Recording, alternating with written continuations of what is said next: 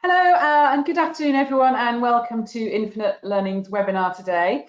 My name is Rebecca Anand. I'm the Managing Partner of Infinite Learning. We are delighted to be running this webinar today in partnership with Pam Mundy, and we welcome her to speak about early years, all together now, and perhaps looking a little bit at something we're terming as children of the evolution. So this webinar is really focusing on rebuilding those relationships between teachers and children and restoring the confidence and the resilience of the youngest children and their families. Obviously, after the extended school closure and this gradual return, we're going to explore how best practice can still be maintained in a newly distanced and revised learning environment. So lots to look at there. And if any of you have been on Pam Mundy's courses before, which I'm sure many of you have, you know that you'll be in for a treat. So before I hand over to Pam, just a few small areas of housekeeping. So attendees, you are automatically on listen only mode, and we're going to let Pam deliver her presentation in full and then have a question and answer session at the end of the presentation. So you should have a sort of control panel on your screens, and in there there's a chat section, so you can ask questions in there, and we do encourage you to do that at any point during the presentation, and then we'll use the last 15-20 minutes of the webinar to answer as many of those questions as possible. Just to preempt some of your questions, to save you typing these in, we will send you at the end of the webinar a PowerPoint of the bare bones of this presentation and another useful resource that Pam has very kindly shared with us. And you will also tomorrow get a follow-up email with a video of the entire webinar. So just in case there were questions you might ask, hopefully they've answered some of them for you. Okay, so without further ado, it is my pleasure to introduce Pam Mundy. Pam, over to you. Thank you very much, Rebecca. And although I can't see everyone, good afternoon to all of you. And thank you very much from me to start with for giving up the end of your afternoon to be with me today. I may have met some of you before. If I have, hello again. And if you're new people, hello, new friends. So I don't think any of us thought we would be in this position at this particular point in time. I certainly didn't. I was hoping that I'd probably have been back in Dubai by now, but there we go. So the reason for this webinar this afternoon, I just wanted to think with you about what's in the future.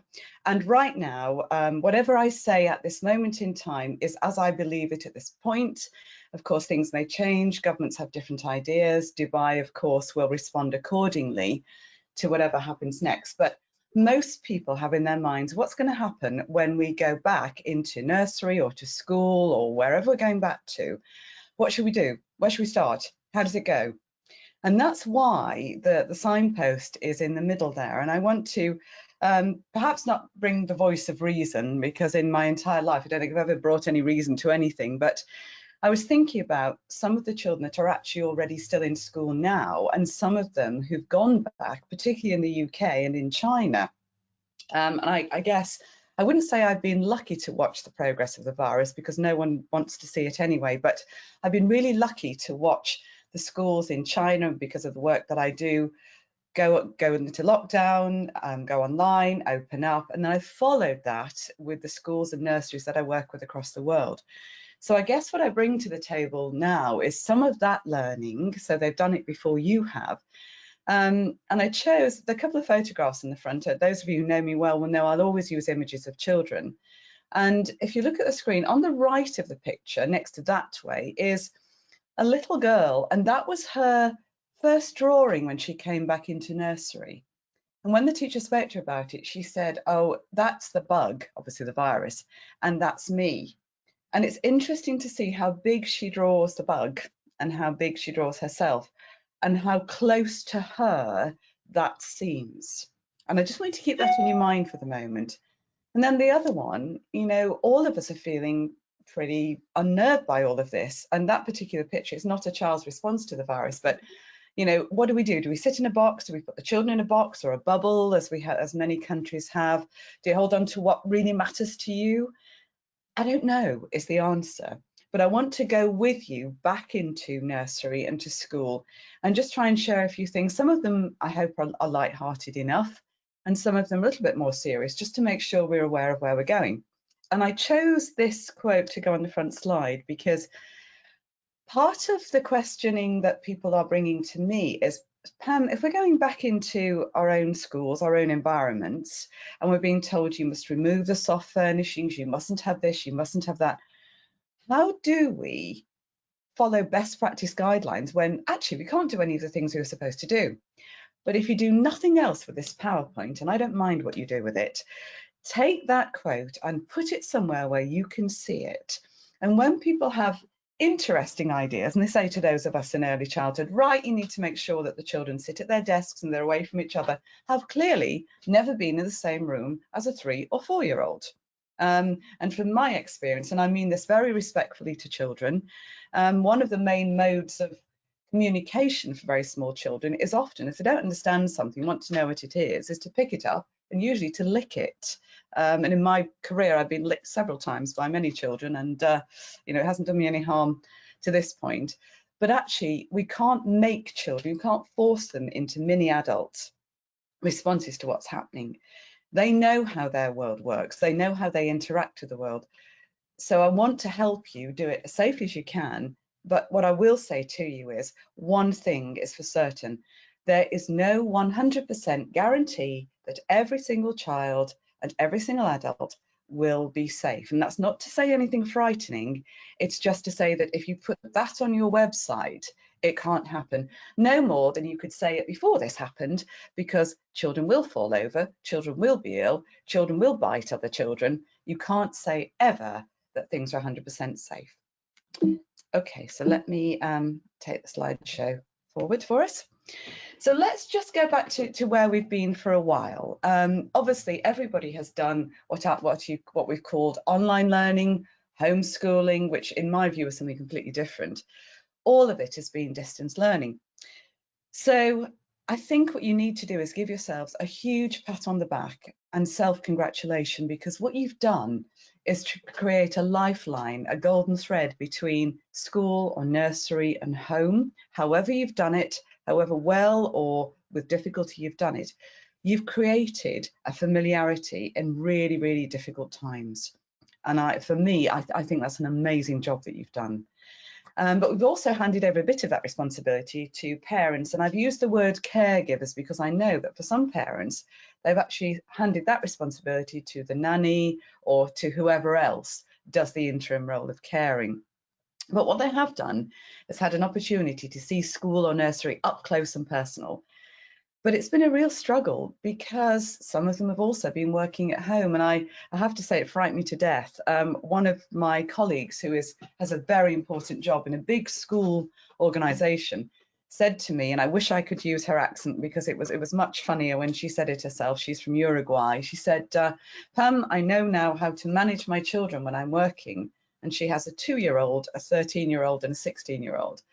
And she held up a roll of what can only be described, I thought it was very thick sellotape. It's something called masking tape that you would often use when you were decorating. And I said, what are you going to do with it, Lil? And she was laughing. She said, the only answer I've got to this is if I tape them down while I'm making conference calls and then release them afterwards, it would be fine. Now, can I just reassure you that she didn't do it? But I think that's the kind of struggle that people have had. But I want you to really think about something. I keep hearing the words, children have missed out, they're behind, they need to catch up, they need to do extra learning. Can I take that away? Because this is not a situation any of us ever imagined, and it's not about missing out. When we come back together, it's about regrouping, and it's about meeting the children exactly where they are, and for you to meet your own teams and your own parents exactly where they are. And by that, I mean how people feel, their experiences that they've had. And we're going to go into that in a bit more depth in a moment. So that third paragraph on this slide says, learning didn't diminish. It didn't. It was hopefully enhanced by a focused interaction between children and the school and home, but also that connection with you. And it was for some, and I'm very conscious that it's not all, for children a deep sense of learning about being at home, being with parents, you know, what my family is like. These children have had a unique, and I wouldn't want it to be repeated, but a unique experience that their brothers and sisters before them in early childhood didn't have. Extended time to be with their family. And this is a point at which we've really had an opportunity to do the thing we talk about all the time, which is engage with parents. And from what I gather, many parents have said, now I realise, now I know what early childhood learning is about. And I think if I use the word teachers, I really can't see who's on the call today, but if I use the word teachers, can I say to you, I'm talking about teaching assistants and anybody who has been part of this process of supporting learning while we're in lockdown. So I wanted to look at, you know, what did it actually mean? Because this is what we're building on when we go back. So for you, I'm imagining that you felt pretty much like as I do. You can't replicate the world of an early childhood classroom online. It's too intricate, it's too complicated. You know, the social interactions that take place, even when children are going for lunch or going outside, and you know, this little girl here, she's just picked up a worm for the first time. You would know what to do with that. You would know where to take it. It's not possible to do that through a screen. And also, you've had to follow the individual learning of children, not really knowing whether the parents are supporting it, whether the child's actually done something themselves. It's really tough. And you know, that level of being online on screen all the time with very tiny children is really tricky. And it takes a long time for children to interact with a screen. And I have to say, I've made myself laugh lots of times because having spent years saying, please don't give very young children lots of screen time, please don't do it. Suddenly we go completely the other way around and we're saying, right, here's the screen and that's how we'll help the children. I want you to be really conscious when you've got the children back with you of what it says here, and you can read these for yourselves. I won't read the slides to you, but I've used a phrase here, allostatic load. And in its simplest translation, it means the stress that any child has in any form that impacts their mental and physical health. Make no bones about it, all the children coming back will have experienced some kind of difficulty, something that they didn't understand. Here's a tip for you. When you get the children back, however you think of doing this, it doesn't matter. Try to find out, if you can, very gently, what parents have already told the children about the virus. Because otherwise, something really important in childhood, if there's discrepancy between what the parents have said and what you say, that creates real confusion and distrust in a child.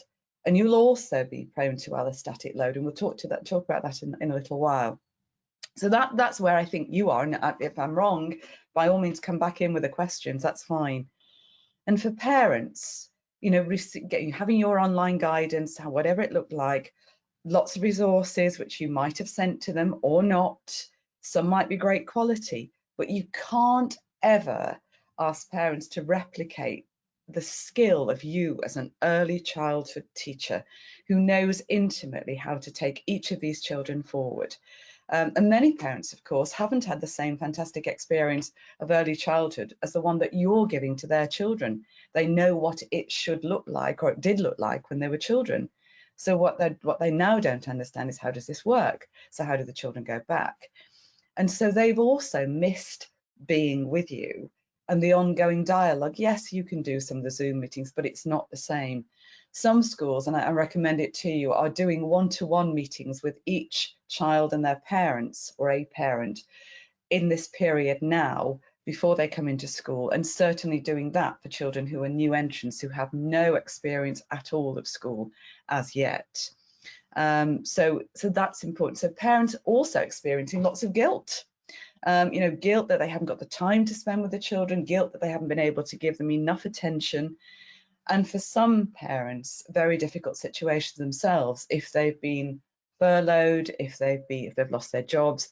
So that may come out when the children come back, particularly for early childhood teachers, because they see more of you than anyone. That may come out as aggression, anger, and they will repeat the words catch up, missed, and behind. Play it back to them. This is just a different time of learning. And it's because of this that I want to take you into the next part of the slideshow today. I truly, truly believe this. If I ever printed T-shirts for early childhood teachers, I would wear this is the one that I'd have. This is the logo I'd have on the front, and I'd have that right in front of me all the time when I work with parents and other teachers. I look at that photograph and I see everything about childhood. You know, when the children are coming into school and it takes hours because I've got to stop and talk to every palm leaf, every bit of sand, every little stone. That's about being a child.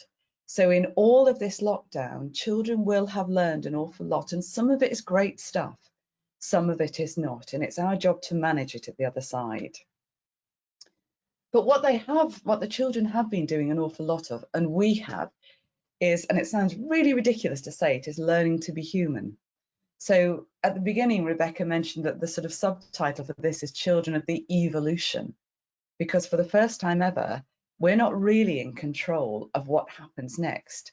But what we can do is focus in on what it means to be human. And it's something we do as early years teachers so brilliantly in school. You know, I'm not going to say that we humanize children, but we help them to look through the lens that we have as wise adults at the world. And now parents have given something to their children, we hope, while they've been at home, which is about family and society and connection. You've allowed children, those of you who've done live sessions online, to see inside your house. And I've had some very interesting experiences with people I've met with. I've noticed, maybe you've noticed the same thing, how often pets decide that it's a good idea to join a Zoom call with children, particularly. I've spent lots of time talking to cats when I'm trying to talk to the person behind them, but there we go. So there have been lots of emotional responses. You know, I'm telling you what you know already. Children absorb what's going on around them. We've said it for many years. So whether parents are having very soft conversations about the impact of the virus, or whether they're talking about it far too openly on a phone call or a Zoom call, children will have soaked all of that up. And you know, if you've got children of your own, you'll know that if you say something untoward or something that they find interesting or frightening, they're going to regurgitate that at some point. It will not be on the first day when the children walk back in.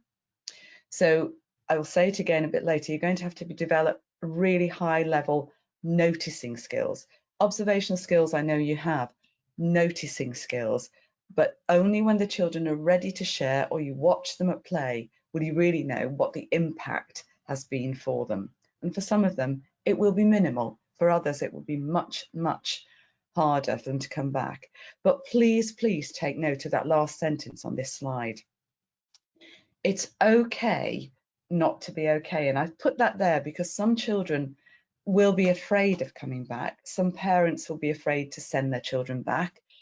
Be prepared for your own human response. And I've said this a few times during these webinar sessions.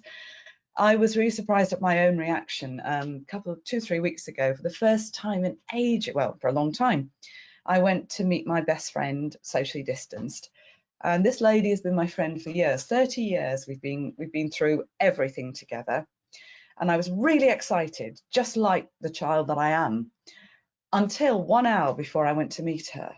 And then I really didn't want to go. Why? Do you know, I've actually no idea, really.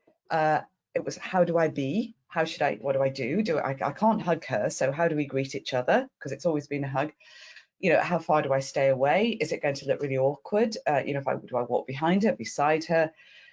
In the end, it was fabulous. And it wasn't any of the things I'd imagined, but be prepared for your reaction as well as that of the children. And I know it's impossible to socially distance with a 2, 3, 4, 5-year-old. It's impossible. Be prepared for it. Just be as safe as you possibly can. But I can share with you that most of the teachers whose children have gone back in school have said to me, Pam, I spent the first day almost in tears, and at the end of the day in floods of tears, not for the wrong reasons, but because it's just so jolly lovely to have the children back in the room. It's just amazing. And I will tell you one funny story. One of the heads of school that I work with, she said to me, the children have done so well. They've remembered about the hand washing. They've remembered everything. She said, and then this afternoon I sat down to read a story. And she said, and halfway through the story, one of the children suddenly got up, ran towards me, threw his arms around my neck, planted the biggest, wettest possible kiss on my face and said, "Miss Jane, my social distancing's been really good today, hasn't it?" Thereby tells its own tale, we know. So this slide's here because some children I know will have gone to other parts of the globe before they return to you, and some teachers will have been away. You may not be in Dubai at this precise moment in time. You may be anywhere in the world. I have no idea who's on the list. But the children coming back are worldly children. They have learned more probably in this period, not because you've not been there, but about the world and how it works. And I think it's a good opportunity to capitalize on that, and don't be afraid of the discussions with them. When they make that transition from home into school, it's going to take a variety of forms that I'll take you through now. But just be mindful of and grateful for and celebrate and work on what they've learned. Lots of schools that I work with who are now going back are using something they've called it social stories. So, you know, what do the children bring back in? They may not be able to bring in, you know, furry toys or whatever, anything that's their comfort. They do bring in is what a load of memories, what experiences, photographs that they can bring with them. They are bringing in the story of their social development throughout this time. And I think that's something that you need to really, really build on. I don't know how many of you use pedagogical documentation, but if you do, you know, build a story, ask the parents to send in photographs of things that have happened at home, even if it's nothing, even if it's the child having breakfast, and have it in your classroom, because you may not be able to have lots of familiar things. So bring in the outside world in a really gentle way. So you're showing the transition between home and school, and talk about it. Use it as your stories for the first few weeks. So during this time, obviously the children have developed physically. You know, I guess the words "haven't you grown" will be almost as popular as "unmute yourself," which has become the theme, I think, of the pandemic. So they'll have grown, they'll have outgrown some things. And that transition for the children who've already been in school with you is a crucial one. But of course, there are also children who've never been to school yet, who will be joining you at the end of August, beginning of September. So there are some things, some really top tips to be aware of. Let me take you through them now. Number one is the range of emotions, and you will recognise this from a very famous film. But there are four, I think, key areas that we're going to have to look at. I know that lots of the psychiatrists, psychologists, educationalists are saying, oh, you need to be careful because the children will have developed stronger attachments to their parents again, so you're going to have to go through that whole process, and you might. So the children will have attached again at home. You've got to reattach them to you. Some schools, incidentally, and some nurseries are going to keep the children for a couple of weeks with the teacher that they were with when the lockdown happened, so that the transition to the next year group is smooth. I want to think about that. I'm happy to pick up questions on that a bit later. So what's going to be there? Well, let's see. Number one, I think, is joy. There will be a huge amount of joy. I've already told you about the teachers who found that's the truth, but you know, the excitement of the children coming back into school, you know, whether they're coming back into a small bubble, whether they're coming back into a class bubble, whether they're just coming back normally, nobody really knows at the moment. But let's get as much joy into this as we can. Your joy at the children coming back. I mean, joy really is just unfettered happiness. So even if your learning space is not going to look the same, oh, and by the way, once you've got the learning space, how it's going to be when the children come back in, start sending those pictures to the parents or a video of what it's going to look like. Everybody in the UK and China seem to have this view that even though it's locked down now, even though it's bubbles of children going back, when they come back, actually, it'll be just like it was. And the phrase, when they go back in September and it's normal, it might not be, but it might. So what can you do to give the children as much joy as possible? And I'd say if you use the British curriculum, and not all of you will, and this is on a slide a little later, really look at the characteristics of effective learning. And those of you who don't use that, you can pick it up very easily on Google. I'll send the link to you. Just have a look at, what effective learning is. And for those of you who do use the British curriculum, you focus in on joy that you can bring through the prime areas of learning, because you need to get children back into the physical space with you. So I think you're going to have some fabulous opportunities. And can I say to you, these children are living history. They are living something that will be written about for years and years and years to come. Here's a fantastic opportunity to create a document, to create a legacy in your own school of early childhood and how they came back to school and what it was you offered, and those faces. I mean, if nothing else, keep this slide and pop it on your wall, because those two little girls, that just cheers me up every time I look at them. And then there's the discovery. Then there's finding out, what's the classroom like? What have you learned? What can I do? What can I offer to you that is going to not distract you from what's just happened, but how can I make this fabulous? I mean, on the right there, it's just children looking at things underneath the microscope from a conversation that happened about, what's a virus, what's a bug? And then, little child on the left there, just simple things. Even if you just bring a little bit of soil into the classroom and do some planting, if you can't get outside, as safely as you can do it, anything that is creative, anything that is abstract, and please worry less about phonics, worry less about math. It will come, it's fine. But the most important thing you can do now is settle the children back in. I think it was Margaret Macmillan that said it's impossible to educate a hungry child. She was talking about poverty, but if these children are hungry for affection, to be back into school, for learning, they're hungry not for the tried and tested formal learning, but for the kind of learning that they can only have in an interactive social environment. And then I've got to be truthful about this one. You will have some children who will experience grief and may have experienced bereavement, death of a family member in the true sense of the word, but also there will be, for some children, grief that maybe their parents are not allowing them to come back straight away. People have missed their friends. Even tiny children will know that something has happened and they've missed out on an awful lot of stuff, and they'll have missed you.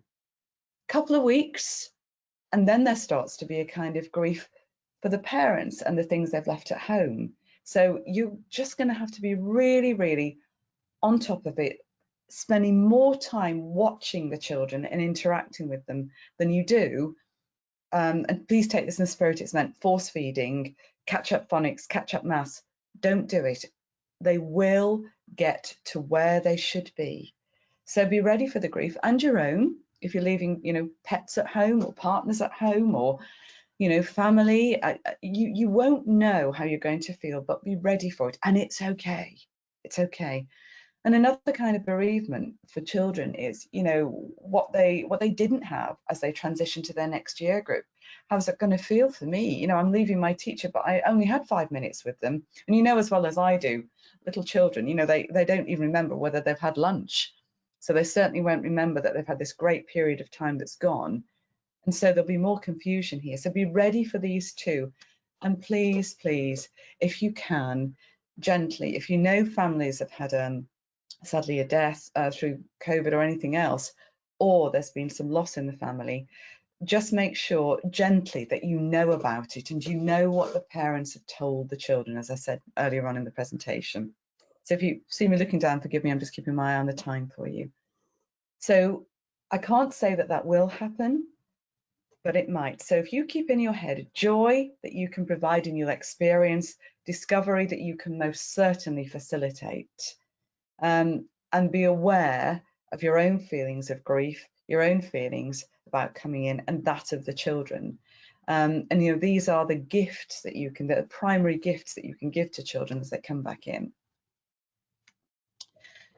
So how are you going to do this? Because you may be bringing children into, if you're an inquiry-based setting or you're a setting that uses the learning from Reggio Emilia, you may not be able to have the same sort of equipment in the classroom that you've had before. Certainly the guidance across the piece seems to be no soft furnishings, no soft toys, keep to I can't believe I'm saying this. Can I just have a disclaimer on this? I'm about to say things that are plastic, wooden, the things that can be washed are going to be the things that you can have. And the reason I said a disclaimer is because those of you who have worked with me before will know, you know, I'm always saying to you, don't have so much plastic, don't have so many brightly coloured resources. That may have to be the way forward for a little while. But if you look at the third paragraph on this, I do think there's an opportunity now to weave into what you do the threads of learning that the children have done during their time at home. They will have new wisdom.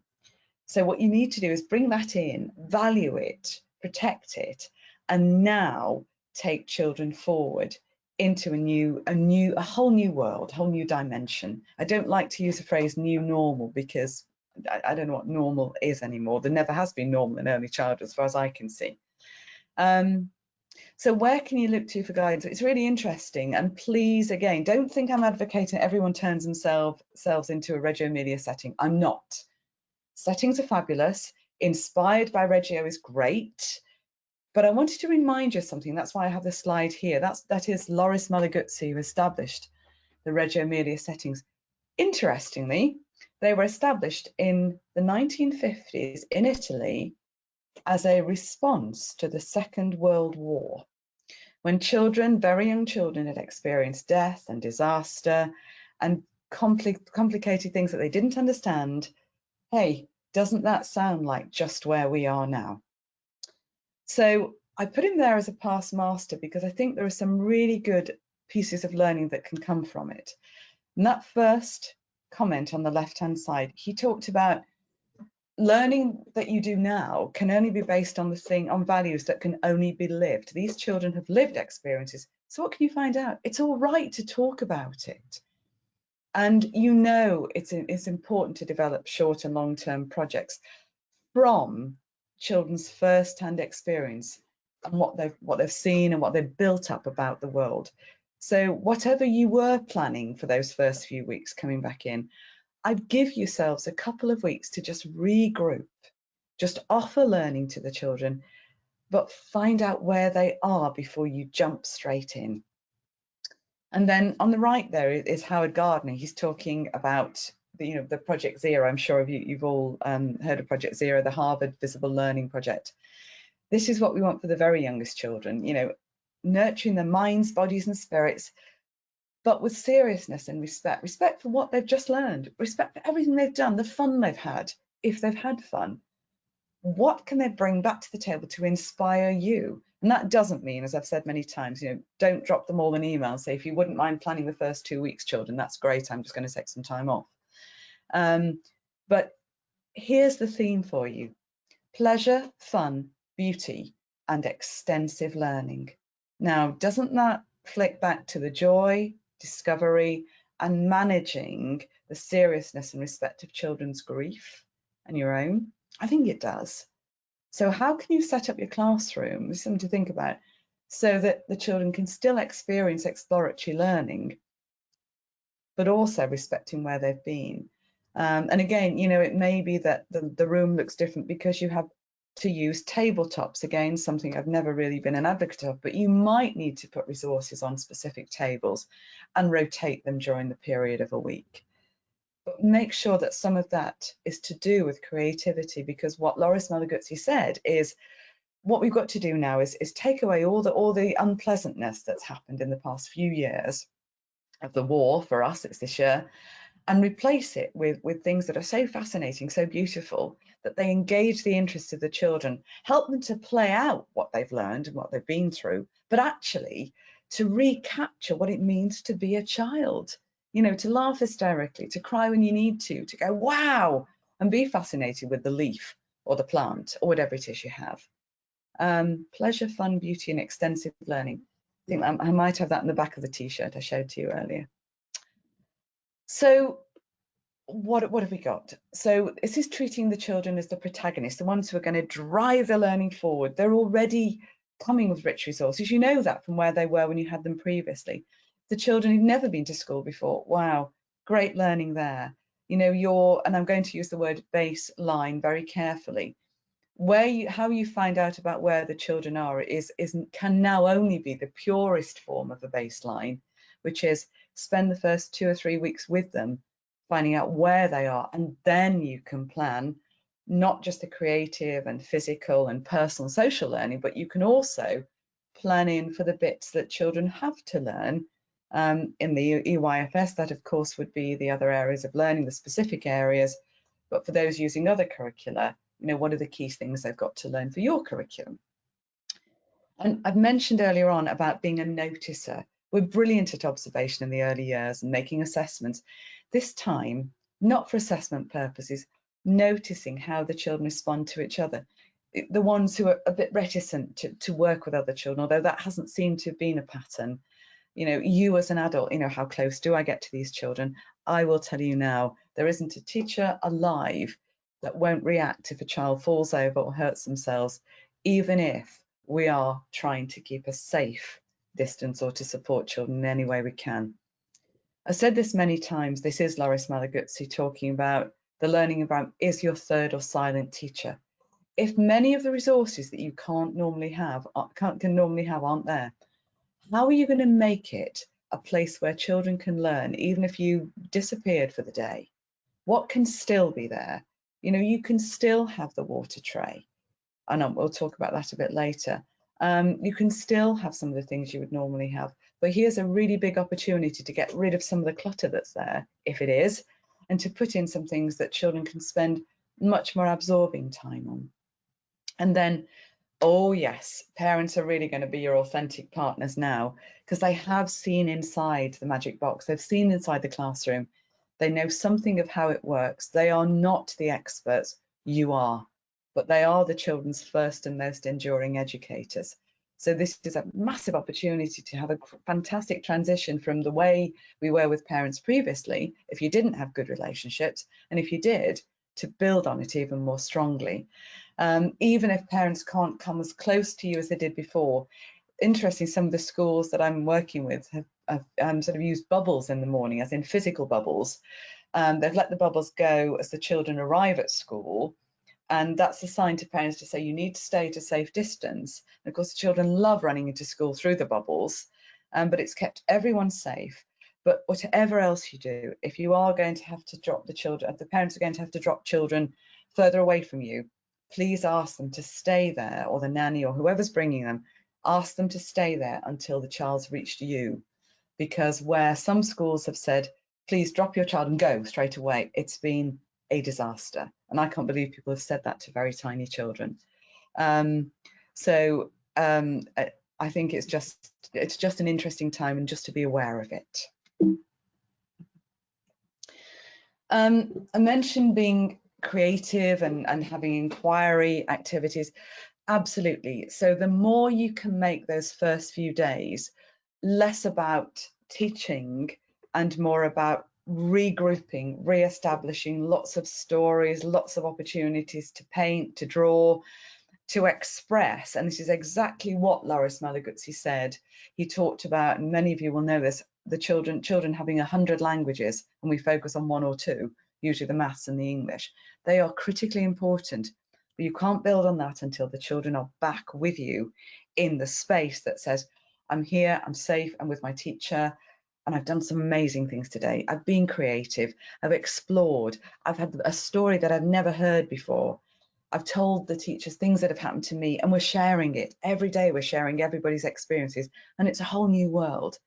And here's the perfect person to talk about this. Not an educationist, Ray Bradbury, science fiction writer. Touch a child and you touch a scientist. Here's another famous person, Picasso, famous artist. His focus was always, allow children to express themselves through their art. Allow them to be who they are, and then you'll know from looking at what they create, what they share, what they develop, how to take them on to the next stage. There's no stress in doing this. It takes the stress away from you as a teacher or a teaching assistant or whoever you are out there, and says, come back to first values, come back to children's self-efficacy, self-agency. And that photograph for me just says it all. And if that's not the forerunner of writing, I don't know what is. So you know, I'll put him here, and I've got a couple of other things I want to say to you. All we can do is to start from where the children are. And what we've got to help the children to do as individuals and as the groups that we have, to climb their own mountains, whether that's an emotional mountain as they return, whether it's something of an educational mountain, doesn't matter, but to let them go as high as they possibly can. You can't do any more than that, and allow yourself to feel how you feel when they come back in. And I think the best piece of advice I can give to you is this. This sums up noticing, it sums up being who you are, it sums up accepting children back in. And I will read this one. Just stand aside for a while and leave room for learning. Observe carefully what children do. And then, if you've understood well, perhaps teaching will be different from before. And I think it will. And I actually think you will be even better than you were before the children left you for the lockdown. So I leave you with this one. I don't often quote educationalists, and clearly those of you who are into music will know that this is a group.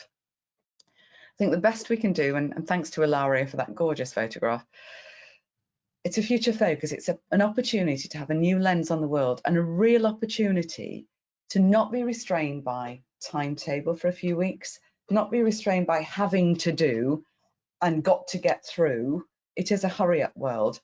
The world itself has gone, hold on, just stop, regroup. So if this is what happens every morning when the children come in, if they do drink in the morning sun and blink, and if all of us together start to see the light, it's going to be one heck of a beautiful day when the children come back in. I hope that was helpful, and I know that we're going to take some questions now. If we don't have time for all of your questions, because I know you do have a life outside of school, if we don't have time for all of the questions, you can send extra questions to admin@Infinite Learning, and they will forward them on to me, and I guess that will keep me even busier than I am at the moment. What I'm going to send to you as well is a document that just sort of details some of the things you might want to do, and are pretty much a sort of top tips of, you know, things like, I mentioned the water tray. I've said to lots of schools, things like putting sterilizing fluid. I think you'd get things like Milton in certain parts of the world, but something that you would use that's safe enough to wash out babies' bottles. If you put a very light solution of that in a water tray, children can still use the water tray.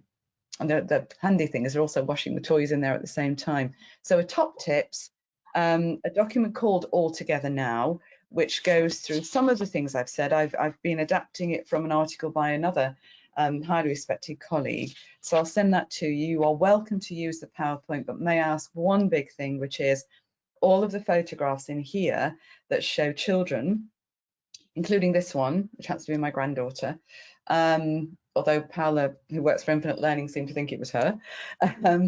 You're welcome, but please, please do not use the photographs and send them on. I share them with you in transparency and honesty and partnership, but they are private photographs that people have shared with me. So I ask you to offer the same respect.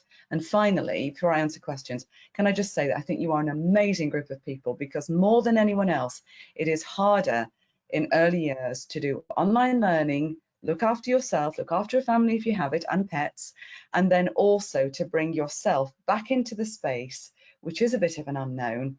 So from the bottom of my heart, thank you for everything that you do, and I'm really proud to work with you, and I hope to see you face to face in Dubai. Pam, thank you so much. Some funny bits, which is great, but some really thought-provoking and deep thinking thoughts there, really, from you, and certainly made me reflect on how education will look for those little people in the school when they go back, and I think also some great advice in terms of thinking about the teachers and their well-being. You know, we've all gone through this together, and just how important it is that we acknowledge that it's not just students, but we're all going to have to readjust to this new world, new normal, as you say. You know, what was normal anyway, but certainly lots of great food for thought there. I think your a sort of merit or a measure of how informative your presentation was is that we actually don't have that many questions. So I'm guessing people were listening absolutely attentively. We had over 50 people with us. We do have one here from Sonia, so I'm just going to read this one out. She says, hi Pam, and actually we've had quite a few questions of this nature across such a variety of webinars that we've done over the last few weeks, but this one does keep popping up. Hi there, I am a PE teacher working with early years at my school. What is your biggest advice to people teaching these lessons? Right, I mean, it's an interesting one, and I get that one quite a lot. I mean, to be absolutely honest, Sonia, it's a tricky one. You can get obviously older children to socially distance, but it's almost impossible in early childhood. So I'm going to go back to first principles. I'm assuming you're obviously very aware of what you need to teach them. I think you try to make that as normal as you possibly can. If you're using equipment, try to restrict the equipment, the amount of equipment that you use. And again, you know, the Milton fluid in water is always a good one afterwards anyway, between each session. Hand washing, I mean, you know this, hand washing and sanitizing. But, you know, it depends whether you're playing contact games, whether you're doing gymnastics.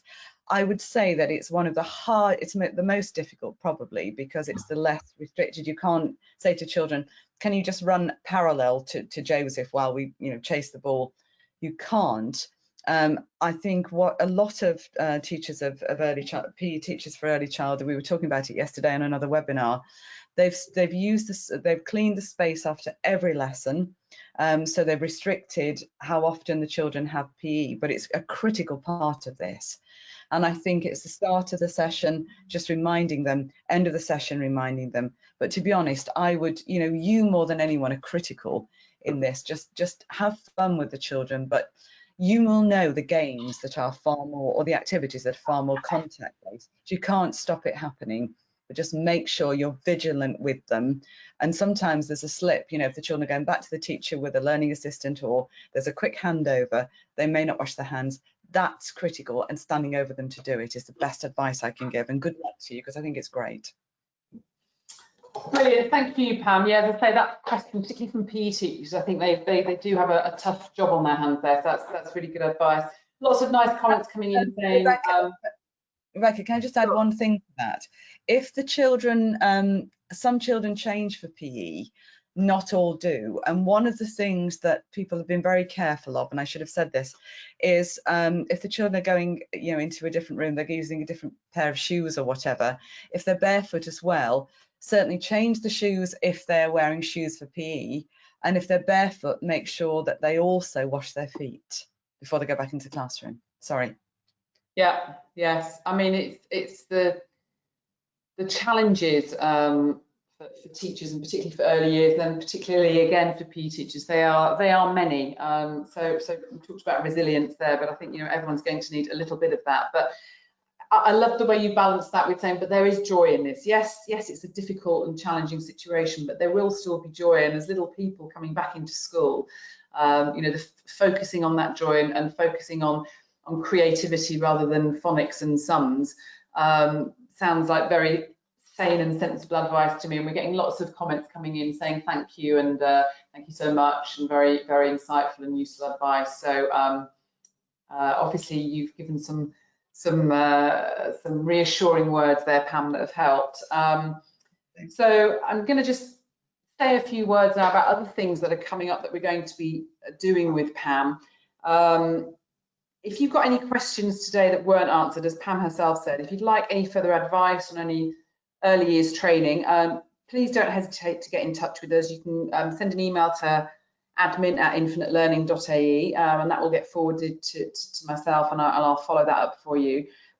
Just to reiterate what I said at the start, there will be a recording of this webinar that will be sent to you tomorrow, along with a short webinar survey and a certificate of attendance. So if you could please just take a few minutes to give us some feedback, and perhaps let us know what else you might like to see in the future in terms of early years online virtual training. We will send to you also after this webinar an abridged version of the PowerPoint that Pam Pam shared with you, as well as some useful resources. She's put a document together that hopefully you can take back into your schools and use that as well. So Pam, I'm just going to ask you maybe now, I'm going to just let everybody know that we're running a virtual online inset course focusing around early years leadership. And I wonder if you wanted to just touch a little bit on what that might be looking at and what people can expect from that. Yeah, it's I mean the intention is, before we can actually sort of get back in country, which will be great, is just to look at leadership during this particular process, because it is difficult to be leading early years, whether you're nursery lead or whether you're head of early years or whether you're head of a particular phase of early childhood. So what I've discussed with Rebecca and Paola is, and it's on the website now, is to have it's basically a 6-week course. So there's an hour each week on exploring different aspects of leadership, particularly some of the things that I've just touched on today. And this was by no means an in-depth presentation this afternoon. Just looking at different aspects of leadership, particularly things like influencing upwards in a school, when the blanket ideas come out and you're told, right, we're all going to do this, and clearly it doesn't work for early childhood. So it's opportunities for you to do some, and when people say self-study, I always want to run for the hills, but it's about, you choosing something that you want to look at in your own school or nursery that you can develop over time. So I'm not going to set you specific tasks to do that say you have to do this. I'm going to ask you to work with me for an hour, and then in between the sessions, just to have a look at something really, really tiny. And if what you bring back to the next session is simply an idea, or it's a great long document that you've written in between, although I don't know who has time to do that, it's about building a leadership in action group of people to take forward. And so also part of the offer is that I can lead a staff meeting for you, or I can do a one-to-one session with you. So it's more than simply everybody meets online. And I'm really hoping that for those sessions, it's less about just a webinar, and it's more of actually I can see you on screen and we can actually do it together. Because I find this, those of you who know me, I find it really weird because I can't see anyone. And we will tailor it as we go, as I always do on courses. So if I feel there's more of a need for this or more of a need for that. So it's purely focusing on early years leadership.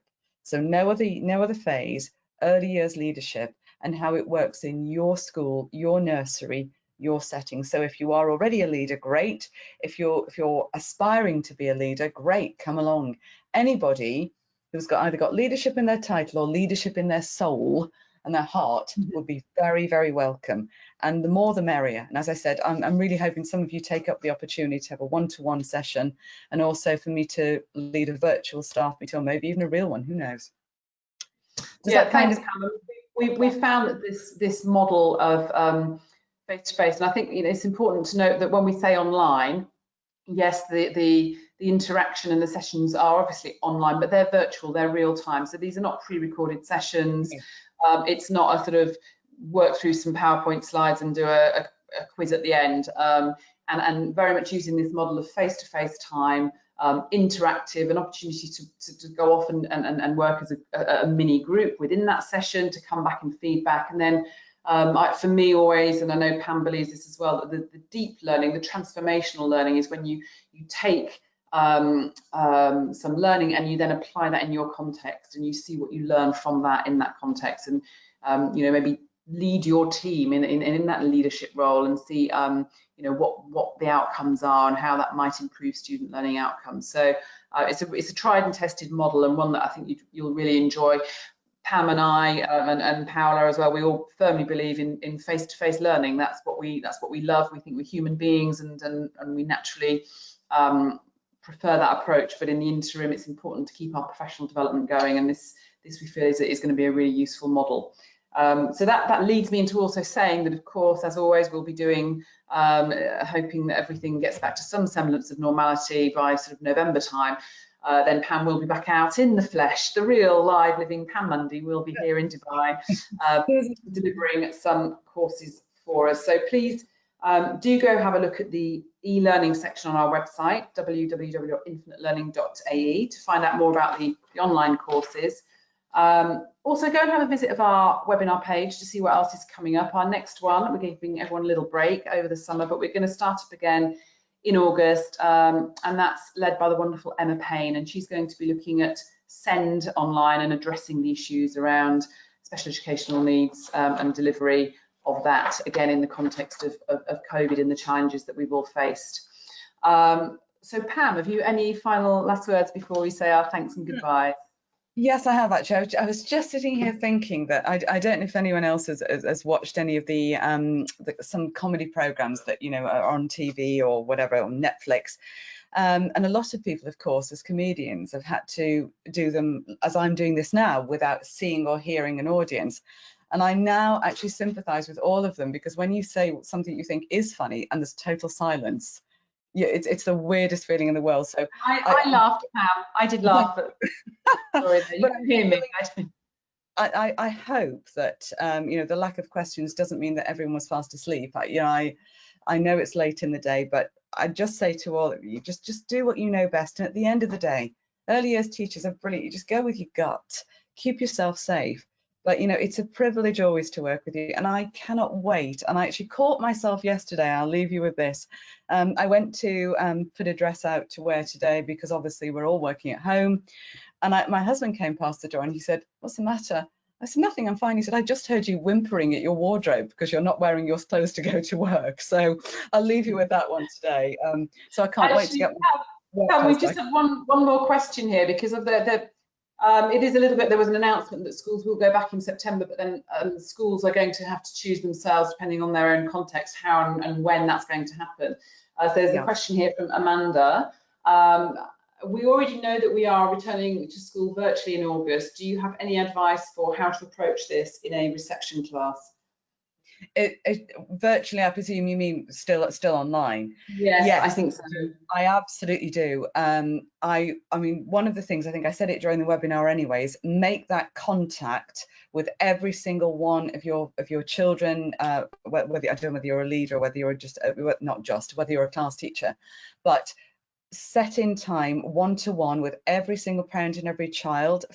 You book them in now if you can, if you know who they are. If they're new entrants, do the same thing. Film your learning environment, do your virtual setup of the classroom, do the tours of it, but do it as if, and this is the very best advice I can give to you, imagine that you're going back normally. Make a list of all the things that you would normally do for transition, and look at the ones that you can actually do virtually. So whether it's, almost setting up your virtual classroom, doing a virtual baseline, behave as much as you can, bearing in mind that some of these children will obviously not have had any experience before, or they will be at different stages in their learning. Keep it very, very, very simple. Use a lot of storytelling. Use the social stories, getting the photographs of the children. So think induction. Oh, and also make a lot of contact between yourself and the families during the period running up to coming back if it's virtual. So something that's been really useful is creating, and I'm sure you've got the ability to do this, postcards or brochures, all of that online, and keep it going just as if the children were going to come in normally. Then if they do, you've done it anyway. But they address most of that to the child, because nothing makes a parent look at an email or something more than if it's addressed to the child. So, dear Sophie, please bring your mummy to this meeting with me on, and have the real live time with them. It's invaluable, and you can still do, even if you have your learning assistant with you as well, do what you would do.